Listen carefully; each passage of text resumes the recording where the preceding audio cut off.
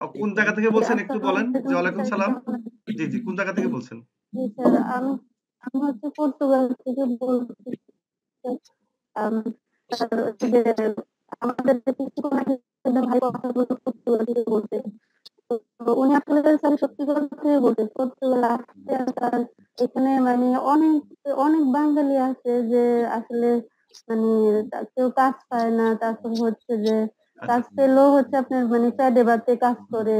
জি, জি, মানে ঠিকমতো মনে করলেন যে কোনো ইয়ে নাই, বুঝছেন? জি, জি, জি, জি, আমার হাসব্যান্ড তো হচ্ছে যে অনেক কষ্ট করে স্যার, জি, বুঝছেন? জি, তো আসলে আমরা যদি ঘরে বসে এত টাকা না হোক ধরেন মাসে আমাদের মানে আমার হচ্ছে যে আমি ২০-৩০ বা ৫০,০০০ টাকা যদি আমি আর্ন করতে পারি স্যার এনাফ মানে জি। আমার বেশি লাগবে না স্যার। আচ্ছা, আচ্ছা, আচ্ছা। মানে আমার এতটুকু আসলে চাহিদা। তবে জি, সর্বপ্রথম আসলে স্যার আমাদের কাজ শিখা দরকার। তো আপনার জি, কথাগুলো শুনে আসলে মনে হয় যে না আমরা আসলে মানে চেষ্টা করলে আমরা পারবো।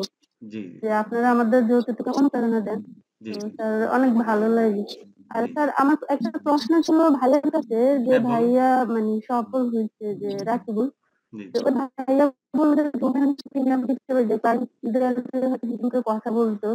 তো উনার ক্লায়েন্টটা কি হচ্ছে যে আপনার এই বিদেশে ছিল উনাদের সাথে উনি কিভাবে কথা বলতো? ইংলিশে কথা বলতো না হয়তো উনাদের সাথে কমিউনিকেশন মানে কোন ভাষায় মানে কিভাবে আচ্ছা। করতো? উনি তো ইংলিশে বলতে ১ম তো একটু সমস্যা হইছে। বলো, তুমি একটু বলো।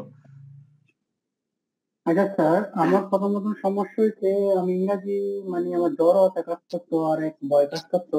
প্রথমত মেসেজ দিলে ভয় কাজ করতো, কাজ করতো কিভাবে মেসেজে রিপ্লাই দেবো, কিভাবে ফর্ম কিভাবে দেবো।